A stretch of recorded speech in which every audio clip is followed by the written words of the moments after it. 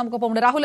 മുംബൈയിൽ നിന്ന് തന്നെ ആ സിനിമ കണ്ടിരിക്കുന്നു. രാഹുൽ, ഈ രാഷ്ട്രീയ വിവാദം ഈ തരത്തിൽ പലതരത്തിലുള്ള പ്രതികരണങ്ങൾ വരുമ്പോൾ ബോയ്ക്കോട്ട് ആഹ്വാനമുണ്ട് ട്വിറ്റർ അടക്കമുള്ള എക്സ് അടക്കമുള്ള സമൂഹ മാധ്യമങ്ങൾ. ആദ്യം തന്നെ പറയട്ടെ, സിനിമ ഗംഭീരമായിട്ടുണ്ട്. ഹോളിവുഡ് സ്റ്റൈൽ മേക്കിംഗ് ആണ്. സിനിമയ്ക്ക് ചില പോരായ്മകളും ഉണ്ട്. ഒരു സെൻട്രൽ തീമോ നറേറ്റീവോ തുടങ്ങിയ കാര്യങ്ങളിലേക്ക് അത് വന്നിട്ടില്ലായിരുന്നു. ലൂസിഫർ ആണ് എമ്പുരാനേക്കാളും നല്ലതെന്ന കാര്യത്തിൽ സംശയമില്ല. പക്ഷെ എമ്പുരാൻ ഒരു ബോൾഡ് സ്റ്റേറ്റ്മെന്റ് ആണ്. അതായത് നമ്മുടെ നാട്ടിൽ നമ്മൾ വിളിച്ചു പറയാൻ ആഗ്രഹിച്ച ചില കാര്യങ്ങളെങ്കിലും BJP-ക്കാർ അടക്കമുള്ള ആൾക്കാർക്ക് അറിയാവുന്ന കാര്യങ്ങളാണത്. അതായത് നാഷണൽ ഇൻവെസ്റ്റിഗേറ്റീവ് ഏജൻസിയുടെ ദുരുപയോഗം, EDയുടെ ദുരുപയോഗം, ഇതൊക്കെ നമ്മുടെ നാട്ടിൽ എല്ലാവർക്കും അറിയാവുന്ന കാര്യങ്ങളാണ്. പലപ്പോഴും ഏതെങ്കിലും ഒരു രാഷ്ട്രീയ പാർട്ടിയിൽ നിന്ന് വേറൊരു രാഷ്ട്രീയ പാർട്ടിയിലേക്ക് ചേർന്നാൽ, അല്ലെങ്കിൽ BJP-യിലേക്ക് ചേർന്നാൽ സെൻട്രൽ ഏജൻസീസിനെ അവരുടെ പുറകെ പിന്നീട് അയക്കാതിരിക്കുക, അല്ലെങ്കിൽ അത് വേട്ടയാടുക, ഇത് ഇന്ത്യയിൽ നടന്നെന്നുള്ളത് സത്യമാണ്. ഈ സത്യത്തെ വിളിച്ചു പറയാൻ ഒരു കാര്യത്തിൽ കൃത്യമായി പറഞ്ഞാൽ ധൈര്യത്തിനൊരു ഓസ്കാർ അവാർഡ് ഉണ്ടെങ്കിൽ അത് എമ്പുരാന് കൊടുക്കണമായിരുന്നു എന്ന കാര്യത്തിൽ സംശയമില്ല. രണ്ട്, വളരെ ബാലൻസ്ഡ് ആയിട്ടും ചെയ്തിട്ടുണ്ട്. അതായത് പാകിസ്ഥാൻ അടക്കമുള്ള തീവ്രവാദികൾ നമ്മുടെ രാജ്യത്തെ യുവാക്കളെ വഴിതെറ്റിക്കാൻ ശ്രമിക്കുമ്പോൾ, ഇന്ത്യയെ ചീത്ത പറയാൻ ശ്രമിക്കുമ്പോൾ എമ്പുരാൻ അല്ലെങ്കിൽ അത്തരത്തിലുള്ള ആൾക്കാരെ രക്ഷിക്കാനും വഴിമാറ്റാനും കൂടി എമ്പുരാൻ നോക്കുന്നുണ്ട്. തീവ്ര ഹിന്ദുത്വവാദവും തെറ്റാണെന്നും തീവ്ര ഇസ്ലാമിസവും തെറ്റാണെന്നും വ്യക്തമായി സൂചിപ്പിക്കുകയും മറ്റും ചെയ്തിട്ടുണ്ട്. അപ്പോൾ എമ്പുരാൻ വൺ സൈഡഡ് അല്ല.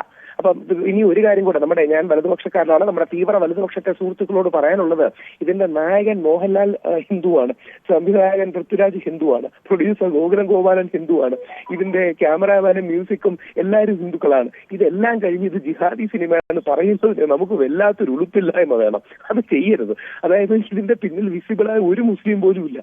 പക്ഷേ ഇത് ഹിന്ദുക്കളാൽ എടുത്ത ഈ രാജ്യത്തിനെ ഇഷ്ടപ്പെടുന്നവർക്ക് വേണ്ടിയുള്ള ഒരു സിനിമയാണ്. ശരിയാണ്, അതിലൊരു രാഷ്ട്രീയ നിലപാട് മുമ്പോട്ട് വെച്ചിട്ടുണ്ട്. ഒരുപാട് അറിവുള്ള മുരളി ഗോപി വളരെ വ്യക്തമായ ഒരു രാഷ്ട്രീയ കാഴ്ചപ്പാട് മുമ്പോട്ട് വെച്ചിട്ടുണ്ട്. എന്റെ ഗുജറാത്ത് കലാപം അടക്കമുള്ള കാര്യങ്ങൾ നമ്മുടെ നാട്ടിൽ നടക്കാത്തൊന്നും അല്ലല്ലോ. അപ്പൊ ഇത്തരം കാര്യങ്ങൾ, സംഭവങ്ങൾ നടന്നിട്ടുണ്ട്. അപ്പോൾ അതിനെ ഇനി ഒരു കാര്യം കൂടി എടുത്തു പറയേണ്ടതുണ്ട്. ശ്രീ നരേന്ദ്രമോദിജി അതിൽ പരാമർശിച്ചിട്ടില്ല, ചില ആൾക്കാർ തെറ്റിദ്ധരിക്കുന്നത് പോലെ. എന്നാൽ തീവ്ര വലത് രാഷ്ട്രീയം തെറ്റാണ് എന്ന് സൂചിപ്പിക്കുകയും തീവ്ര ഇടത് രാഷ്ട്രീയം തെറ്റാണ് സൂചിപ്പിക്കുകയും പേരെടുത്ത് തന്നെ ജിഹാദി ഗ്രൂപ്പുകൾ തെറ്റാണ്, അല്ലെങ്കിൽ അൾട്രാ ഇസ്ലാമിസ്റ്റ് ഗ്രൂപ്പുകൾ തെറ്റാണ് പറയുകയും പറഞ്ഞിട്ടുണ്ട്. അപ്പൊ മലയാള സിനിമ ലോകതലത്തിൽ സിനിമയാണ് എമ്പുരാൻ. പ്രത്യേകിച്ച് ഹോളിവുഡ് സ്റ്റൈൽ മേക്കിംഗ് ആണ്. മൾട്ടി ലിംഗ്വലി ഈസി ആയിട്ടാക്കാം. ലാലേട്ടന്റെ ഡയലോഗുകളും മറ്റും. രാഹുൽ, ഇതിലൊരു സംശയം. മോഹൻലാലിനെ പറ്റിച്ച് സിനിമ നിർമ്മിപ്പിച്ച് പിന്നെ മുരളി ഗോപിയുടെ കഥ പോലും ഹൈജാക്ക് ചെയ്ത് പൃഥ്വിരാജ് ആണ് ഈ കാര്യങ്ങളൊക്കെ ഇടയിൽ ചേർത്തത് എന്ന തരത്തിലുള്ള ക്യാമ്പയിനൊക്കെ. അതായത് പൃഥ്വിരാജിലേക്ക് അറ്റാക്ക് വരുമ്പോൾ അത് എന്തുകൊണ്ടാണ് എന്ന് മനസ്സിലാക്കാൻ ബോധമുള്ളവരാണല്ലോ മലയാളികൾ.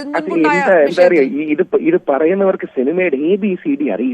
സ്ക്രിപ്റ്റ് വായിക്കാതെയാണോ ലാലേട്ടൻ ഒരു സിനിമ ചെയ്യുക? ഓരോ സീനിനും കണ്ടിന്യൂറ്റി ഇല്ലേ? ഈ സീനിന്റെ അടുത്തത് എന്താണ് നോക്കുമ്പോൾ ലാലേട്ടന്റെ കഥ മനസ്സിലാവില്ലേ? ഇതൊക്കെ എന്താ പറയണേ? അതിന്റെ പ്രശ്നം എന്താ അറിയോ? മോഹൻലാൽ കുറച്ച് വലതുപക്ഷത്തോട് ചേർന്ന് നിൽക്കുന്ന വ്യക്തിയാണ്, എന്നാൽ മതസൗഹാർദ്ദവാദിയും എല്ലാവരെയും ഒരുമിച്ച് കൊണ്ടുപോകുന്ന വ്യക്തിയാണ്. അപ്പൊ ലാലേട്ടനെ തെള്ളി പറയാൻ ഈ തീവ്ര വലതുപക്ഷക്കാർക്ക് പറ്റുന്നില്ല. ലാലേട്ടനെ തെള്ളി പറഞ്ഞാൽ തീവ്ര വലതുപക്ഷക്കാർക്ക് കേരളത്തിൽ ഫേസ് ഇല്ലാതാകും. അതാണ് അതിന്റെ സത്യം. ലാലേട്ടനെ പോലൊരു പ്രതിഭയെ തെള്ളി പറഞ്ഞാൽ, ലാലേട്ടൻ സംഘത്തോട് ബഹുമാനം കാണിക്കുന്ന വ്യക്തിയാണ്, വിശ്വശാന്തി ഫൗണ്ടേഷൻ സംഘത്തോടൊപ്പം ചേർന്ന് പരിപാടികൾ ചെയ്യുന്ന വ്യക്തിയാണ്. അപ്പൊ മോഹൻലാലിനെ തെള്ളി പറയാൻ കഴിയുന്നില്ല. പകരം ലാലേട്ടനെ ചതിച്ചത് പൃഥ്വിരാജാണ് എന്ന് പറയുന്നത്. പക്ഷെ ചില ആൾക്കാർ ലാലപ്പനും രാജപ്പനും ഒക്കെ വിളിക്കുന്നുണ്ട്. ഓർക്കുക, ലാലേട്ടൻ കേരളത്തിന്റെ ഈ ഭൂമികയിൽ കഴിഞ്ഞ 30 വർഷമായിട്ട് 35-40 വർഷമായിട്ട് നമ്മുടെ നിറഞ്ഞു നിൽക്കുന്ന ഒരു സാന്നിധ്യമാണ്. ലാലേട്ടൻ വലിയൊരു വിശ്വാസിയാണ്. അപ്പം ഇത് യഥാർത്ഥത്തിൽ നല്ല സിനിമയാണ്. ഇതൊരു രാഷ്ട്രീയം മുമ്പോട്ട് വെക്കുന്നുണ്ട്. ഇതിനു മുമ്പ് എത്രയോ സിനിമകൾ രാഷ്ട്രീയം മുമ്പോട്ട് വെക്കുന്ന സിനിമകൾ. രാഹുൽ, BJP-യുടെ സംസ്ഥാന അധ്യക്ഷൻ മോഹൻലാൽ ആശംസ നേർന്നിട്ട പടത്തിന് താഴെയും സ്വന്തം പാർട്ടിക്കാരുടെ വിമർശനമാണ് ഇതിനകത്ത് വന്നുകൊണ്ടേയിരിക്കുന്നത്. ഈ യഥാർത്ഥത്തിൽ ആ വിമർശിക്കുന്നവരെയാണ് ഈ സിനിമ അഡ്രസ് ചെയ്യുന്നത്. ഈ തീവ്ര വലതെന്ന് പറയുന്ന അൾട്രാ റൈറ്റ് വിങ് ഗോഡ്സേവാദികൾ, അത് തീവ്ര ഇസ്ലാമിസ്റ്റുകളുണ്ട്, അർബൻ നക്സലുകളുണ്ടല്ലോ കമ്മ്യൂണിസ്റ്റുകാരിൽ, അതേപോലെ അർബൻ നാസികളാണ്. ആ അർബൻ നാസികൾ എന്ന് പറഞ്ഞാൽ എല്ലാവർക്കും എതിരാണ്. ആരെങ്കിലും എതിരഭിപ്രായം പറഞ്ഞാൽ ഇപ്പൊ EDയെ വിളിക്കുമെന്ന് പറയും. ഇവന്റെ ഒക്കെ വീട്ടിൽ ഇവന്റെ അമ്മയപ്പന്റെ സ്വത്താണ് ED എന്ന രീതിയിൽ സംസാരിക്കുന്ന ആൾക്കാരുണ്ട്. അപ്പൊ യഥാർത്ഥത്തിൽ ഒരു സന്തോഷം കൂടിയുണ്ട്. ഞാൻ അടക്കമുള്ളവരെന്നും സോഫ്റ്റ് ആയിട്ടേ പറഞ്ഞിട്ടുള്ളൂ കാര്യങ്ങൾ. പക്ഷെ ഈ സിനിമ ഒരുപാട് പേർക്ക് ധൈര്യം തരും വിമർശനങ്ങൾ ശക്തമായി റേസ് ചെയ്യാൻ. കാര്യം നമ്മുടെ എല്ലാം മനസ്സിലുള്ള ഒരുപാട് കാര്യങ്ങൾ, നമ്മുടെ എല്ലാം മനസ്സിൽ ഒരു പക്ഷത്തോട് ചേർന്ന് നിൽക്കുമ്പോഴും ഇഷ്ടമുള്ളപ്പോഴും നമുക്കൊക്കെ പറയാൻ മടിയോ അല്ലെങ്കിൽ എന്തിനു പറയണം, പറഞ്ഞാൽ പ്രശ്നമാവുമോ എന്ന് വിചാരിക്കുന്ന കാര്യങ്ങൾ അതിശക്തമായ രീതിയിൽ റേസ് ചെയ്തിട്ടുണ്ട്. ഓരോ മലയാളിയും കണ്ടിരിക്കേണ്ട സിനിമയാണ്. ഇനി 2 കോൺഗ്രസ് പൊളിറ്റിക്സിനെ എത്രയോ രൂക്ഷമായി വിമർശിച്ചിട്ടുണ്ട്. കോൺഗ്രസിന്റെ ഈ ഡൈനാസ്റ്റിക് പൊളിറ്റിക്സിനെ അതിരൂക്ഷമായി വിമർശിച്ചിട്ടുണ്ട്.